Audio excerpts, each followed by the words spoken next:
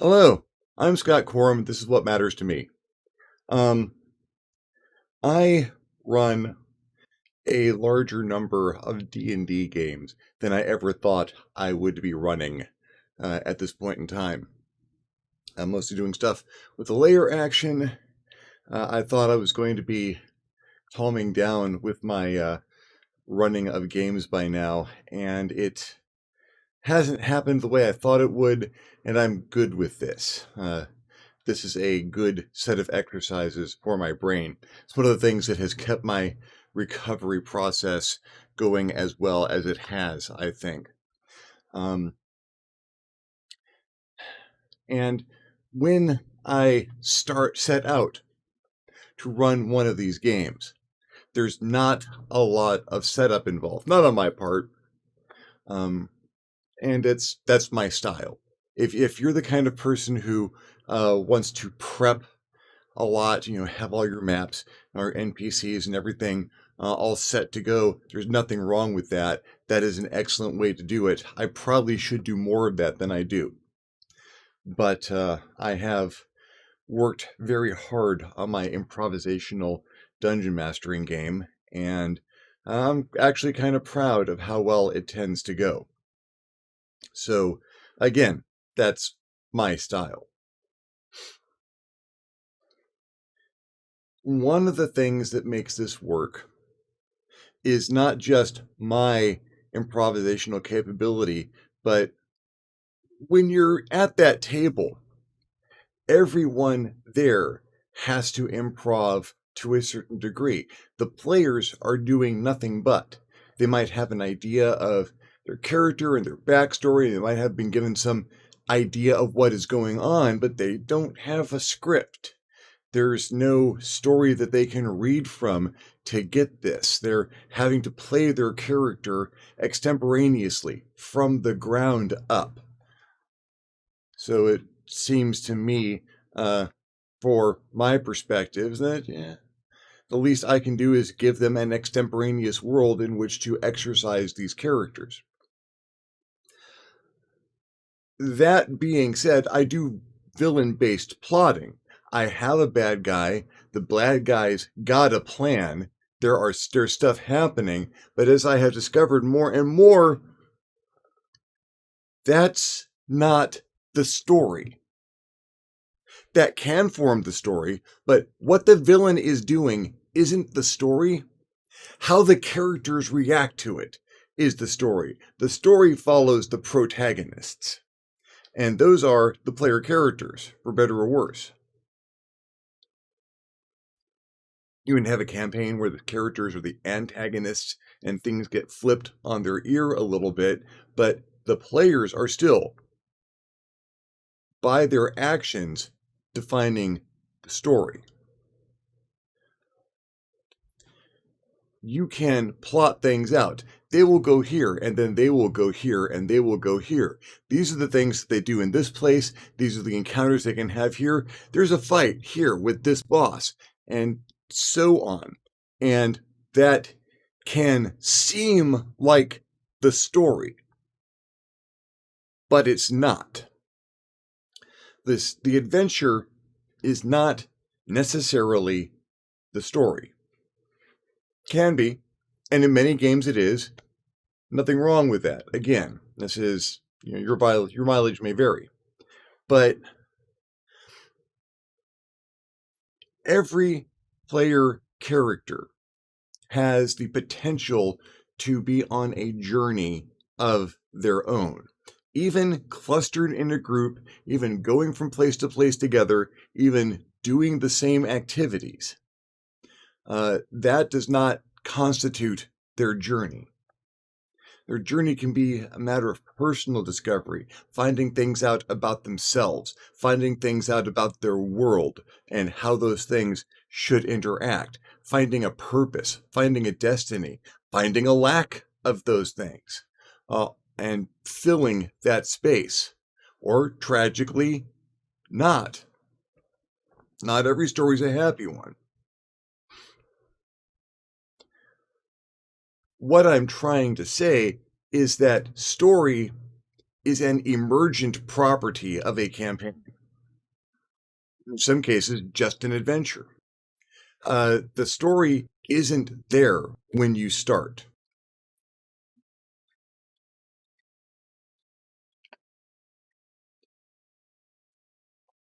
Uh, though you may have a storyline, though you may have a plot, though you may have something set up that you want these things people to go through, they are going to go how they go through it, the choices that they make, because they're probably going to make some choices you hadn't anticipated. Or if you had anticipated several choices, they're going to take the choice that is least likely more often than not. Or they will come to some conclusions that you hadn't envisioned. You can give them a line of breadcrumbs, but they might pick that up and turn it into something wholly different. If my players take the clues that I give them and they say, obviously, and come up with a better plot than what I had in mind, you better believe they're right. Because my plot, my ideas are less important than the quality of the story we come out of it with. To some degree, as we go through this, we are all writing the story. And to some degree, as we go through it, we are all discovering the story. Because the story is not the only emergent property of the campaign. I'm going to use Dungeons and Dragons as an example here because of how much of it I am playing at the moment. 5th edition, which is, very serviceable. I'm very happy with this edition. But this applies to just about any role-playing game, with very few exceptions.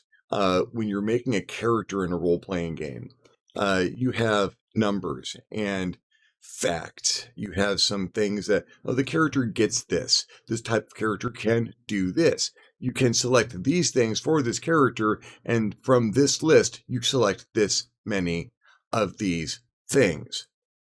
Some games are more free form, but there are still a set of choices, and in the end, if you do not have a character concept in mind, at the very least, you've got something to roll dice on. You've got, okay, this is my bonus for this roll. I'm going to roll this. You can absolutely have a character concept. And many games, D&D included, have guides and aids to your character concept. Well, what's your background? What kind of things motivate the character? All of which fills in some of those gaps in who this person is.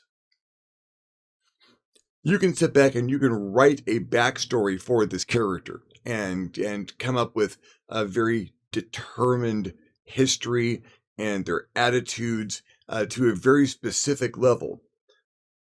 But until the rubber meets the road, until you are describing that character's actions, hearing what is happening in the world around them, and deciding how they react to those things, that is when you find out who the character is. You can know their name, their family, their history, but what they're made of is determined by how they act in game. And that can be wildly different than what you had in mind.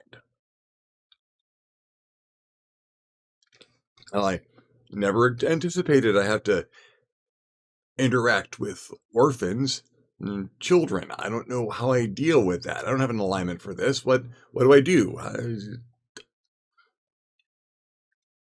The more unexpected things happen, the more twists and turns and shocks, the more things that try the character's mettle,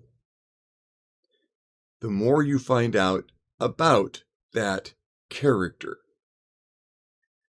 The character is as emergent a property as the story, and that is what the emergent story is based on.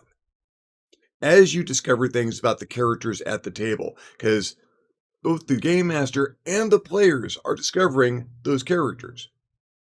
You are discovering things about your own character, you're discovering things about the other characters, and relationships between characters are almost characters in and of themselves. Because how these two characters work together and those two characters work together are different dynamics. And watching how those characters do or don't get along, watching how they solve their differences or fail to, becomes an element of the story. Maybe part of the journey is the relationships that they build or fail to build or break along their path. It is a cliche to say, maybe the real treasure is the friends we found along the way. And maybe it is, but maybe that's not quite so cliche.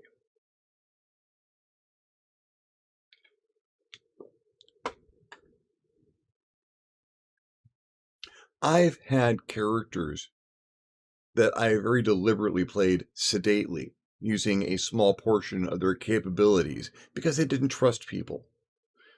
Because they had good reason not to trust people. I like the loner. I like the bad guy loner, kind of hanging out in the corner of the group and just doing his job until things get really bad, and then they bust out with another skill or talent. They find that they trust these people enough or have developed a care for their well-being, so they've got to do something when the chips are down.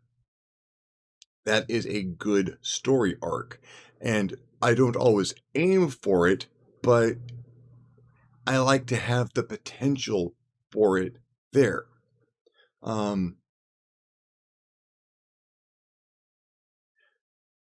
as a dungeon master, I like to see where relationships are forming and apply stresses to them. Things that one character might care about and another character might not, well, maybe that's something that gets threatened. And now they've got to determine, well, I've got to go do something about this. And that other character's got to decide if they care about the first character enough to develop a concern for what concerns them. You're not trying to break the characters up any more than you're trying to kill the characters. You're applying risk. Applying risks to the relationships also is another risk that you get to use as a game master to provide tension. Are these people going to be friends? Maybe more than friends? Maybe just barely tolerate each other? Is this going to be something that's going to last, or are they going to discover they can't really trust each other and have to deal with that dynamic? If it gets a little soap opera-ish, good. People like soap operas for a reason. We enjoy finding out about relationships.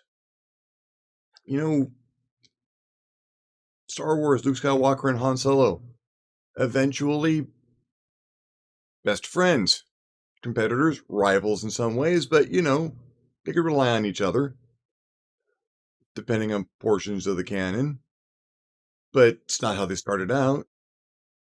The inexperienced kid and the brash smuggler, those folks do not have a lot of common ground. They're on the same ship because the kid needed to get someplace and the smuggler had the ship. Now, how's that going to turn into a dynamic where they can work together? And then the kid realizes that she's rich is the Corellian mating call.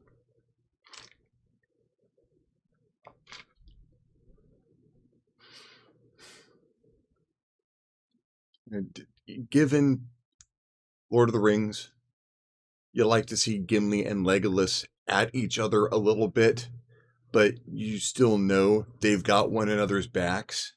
Yeah, they're competing throughout the entire thing and taking jabs at each other. But when push comes to shove, they are going to cover one another and If you should threaten Legolas in front of Gimli or vice versa, you have a fight with not one person, but two. Those friendships, those brotherhoods, those relationships, as they form in literature, are wonderful things to emulate in a role playing game. Characters either like or dislike one another. They either have some kind of connection or they don't, but they're all in the same situation. At the same time, are they going to form some of those Fellowship of the Ring, Heroes of Star Wars kind of relationships? Or are they going to fail to do that? And is that the story? It's about a lot more than just what fights they're going to have. Nothing wrong with having a lot of fights. Nothing wrong with fights being central, but maybe they're not all combat. Maybe some of these conflicts are political, social. Maybe there's intrigue involved. And those are based around relationships, great and small.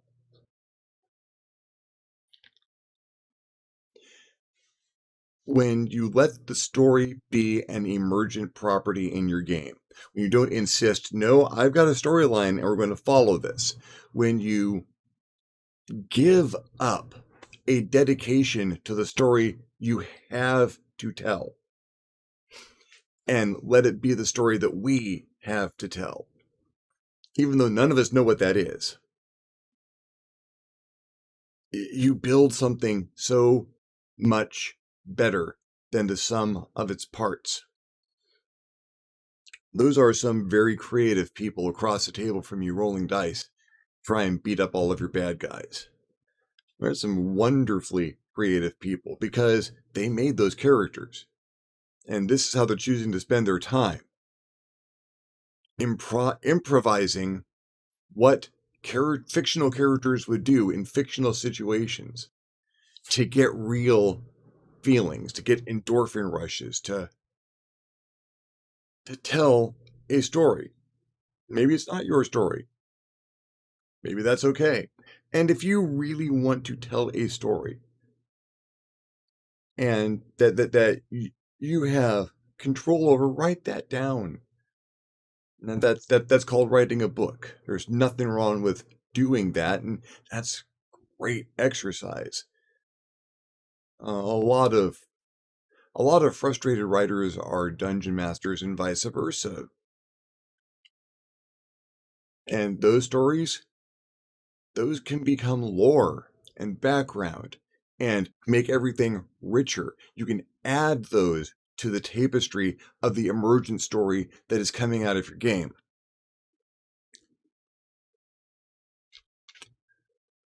I have not run a game in a very long time that would have been better if I stopped other people's stories from being more important than mine.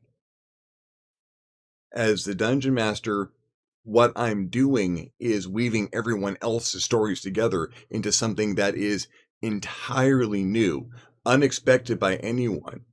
And player A does not know everything about player B's character. Shouldn't, might, but chances are doesn't. Because player B might want to whip something out at some point in time. Oh no, wait, I've got a level in this. Oh, I had no idea you had that kind of a background. Well, you never asked. I didn't offer.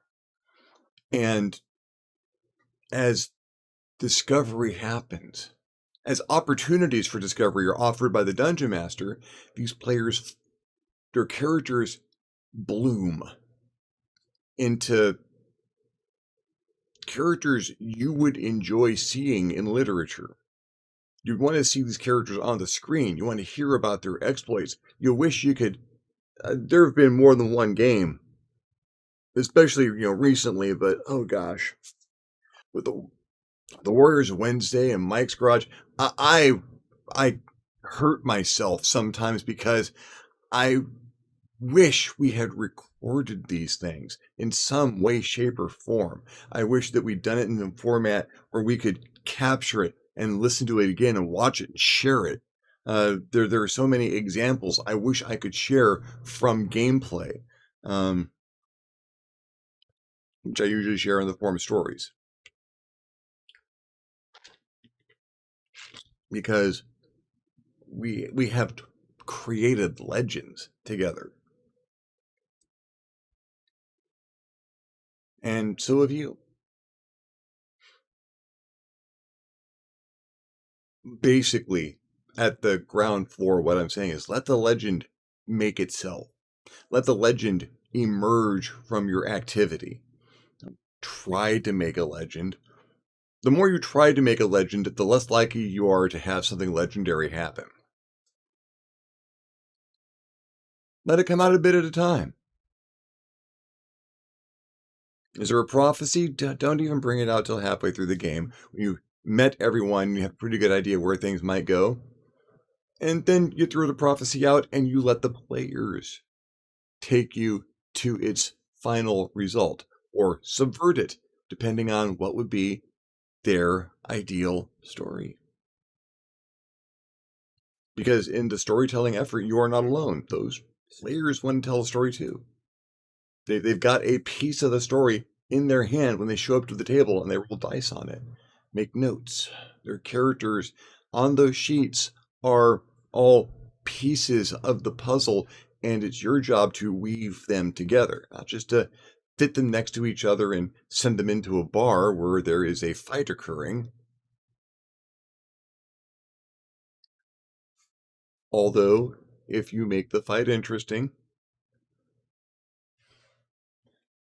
my Sunday group, which is a joy in and of itself, had a fight in a bar not too long ago against a wizard armed with a bag containing an infinite number of monkeys, which it could only fire at a rate of 10 per turn. But every turn they did not disable the wizard and his bag of monkeys, there were 10 more monkeys in the bar. And monkeys do not enjoy being fired out of the mouth of a drawstring bag. And so there were 75, 80 angry monkeys in that room before things got under any kind of control. And there was a bard. It's immortalized in a song. How do you not? Just one more event that you stack up in this list of things that make a legendary campaign. Many thanks to my friend Harry from Saturday Gaming Group way back with his character whose superpower was access to a dimension containing an infinite number of monkeys, because that has never stopped being a really wonderful concept to draw on.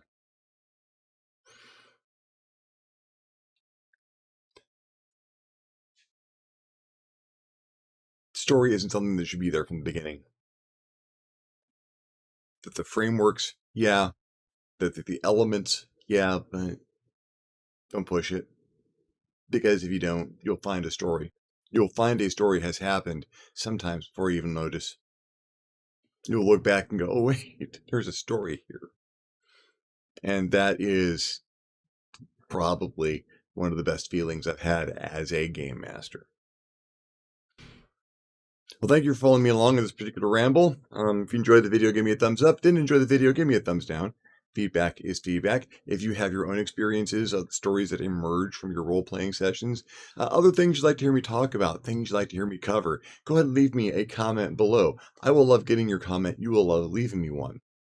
If you haven't subscribed to my channel yet, why not? My channel is awesome. Go ahead and hit the subscribe button. If you do, you might want to hit the notification bell so you're alerted when my videos become available. If you'd like to contribute to the channel in a more substantial manner, I invite you to hit me up my Patreon page, www.patreon.com/ScottCorum, and consider donating. Anything helps, allows me to make better videos more often. In the meantime, thank you very much for watching. I'm Scott Corum. This is what has mattered to me. I'll see you next time in the next Matters of DeCorum.